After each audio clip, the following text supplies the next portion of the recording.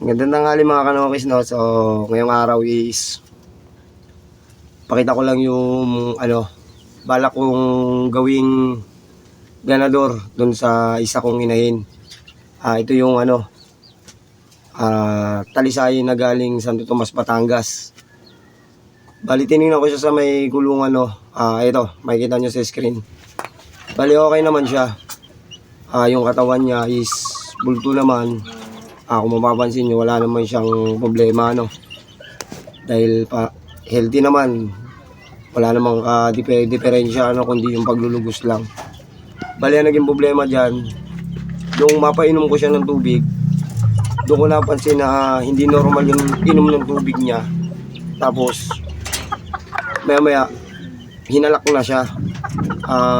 Bali siguro ito nung nasa unang mayari, hindi niya napapansin na meron tong nakatagong sakit. Siguro normal lang, syempre malakas lang uminom, hindi na focus, hindi na tingnan. Bali, anong napansin ko mga kanokis, no? Ang inom niya ng tubig is yung uhaw na uhaw.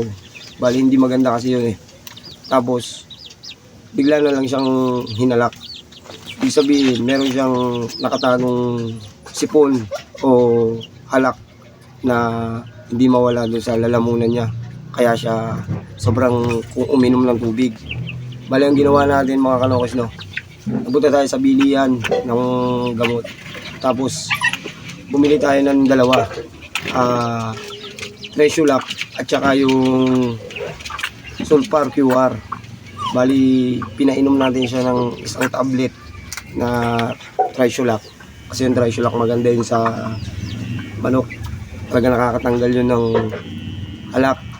Tapos yung Sulfar QR, para din yun sa bakterya at saka sa sipon na natuyo.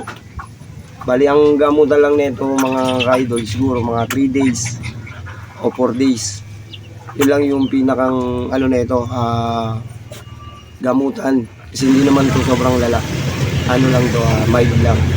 Siguro to, pag nakakainom ng tubig, napapabayaan yung tubig, mainit, naiinom niya nang hindi napapansin. So dun niya yun nakuha. O bali, siguro meron siyang nakain na dry feeds na bumabara sa lalamunan niya, tapos nagkaroon siya ng sugat doon, no? Kaya pinainom natin siya ng Sulfar QR kasi yung Sulfar QR may antibacteria yun. Tapos maganda sa yun, sa pangatawan din ng manok, lalo na pag ganyan may alak. Tapos yung tablet naman, yun talaga yung pinapainom ko na gamot, yung Tresiolac, kasi para lang yun talaga sa halak, para lang yun sa may natuyong sipon. Kumbaga sa kasi yun is hindi siya sipon talaga na parang plema yun na kailangan niyang may matunaw, nasa lalamunan niya lang na hindi mawala. Kaya yun nahihirapan kumain, panay lang ang tubig. Pero sa kanya naman is okay naman siya kumain, magana naman. Ang problema lang talaga pag uminom na siya ng tubig, doon na lumalabas yung sintomas ng halak niya. Bale, ito kasi nakuha niya, sigurado ako doon nakuha niya to sa pag-inom ng tubig. Pero hindi ko naman kasi ito pinapabayaan sa tubig na may nakababad eh. Antimano, tinatanggal ko na kaagad bago ko pa, pagkatapos silang kumain at makainom, tanggal na agad. Hindi siya napapabayaan. Maring doon niya na ito nakuha. Pero ito naman eh, hindi grabe. So lang do, mild lang. Kaya makaka-recover naman siya. Ang hindi naman kasi maganda, kung hindi ko napansin yun, may bibreeding ko siya sa babae. Maring mahawa rin yung babae kasi nakakahawa rin naman yung halak eh. Lalo na pag sabay sila iinom, tapos o kaya pagkain ng babae, ng lalaki, kakainin din nung sa babae kasi pag natira, doon nagkakaroon yun, nagkakahawahan. Mahirap kasi to pag hindi mo ginamot. Hindi naman to basta gagaling lang ng basta-basta. Kailangan talagang gamutin to kasi yung ganitong symptoms ay hindi nawawala sa manok. Talagang pag may halak siya at hindi na siya ginagamot, may halak na talaga siya. Kasi base sa dati kong manok, na hindi ko naman dati ginamot nung una ko pang manok, may ganun din siya. Akala ko naman kasi mawawala lang yun. Pero hindi. Hanggang sa tumagal, nakahawa siya sa mga manok ko, sa mga sisiw ko dati. Kaya pag may ganito na sintomas ang nakita ko sa manok, ginagamot ko na. Bali, yun lang yung papainom natin kung sakaling meron kayo na ganyan sakit para hindi kayo mamali. Painumin nyo siya ng isang tablet, tapos yung Sulfur QR, ihalo nyo sa tubig. Huwag nyo munang pakainin kahit hapon. Kasi kung napakain na ng umaga, kagaya ko na napakain ko na siya ng umaga, tapos pinainom ko na siya ng tanghali, huwag na siyang pakainin ng hapon. Painumin na lang din siya uli ng Sulfur QR ng hapon. Paubos lang yon. Tapos pagdating ng umaga, tsaka pakainin ng konti lang. Tapos clear water.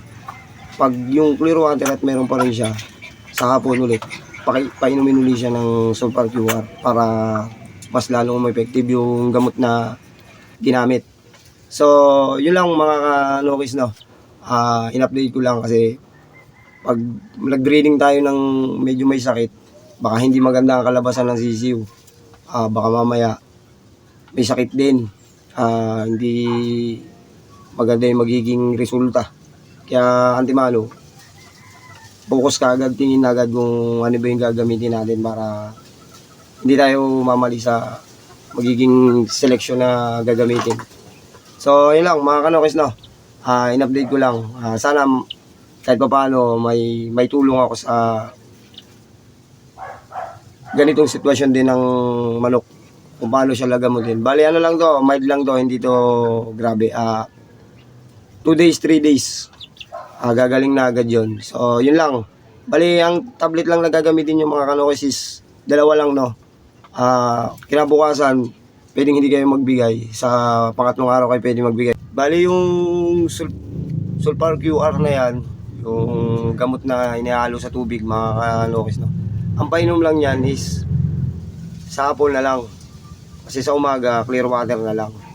Kasi yung Sulfur QR na yan, medyo pag umaga hapon, baka hindi kayanin ng manok. Kasi ano rin yan, antibacteria din yan. So, ay lang, mga kanokis, kita-kita na tayo sa susunod na video. Update ko na rin kung anong result na para makita nyo. So, ay lang.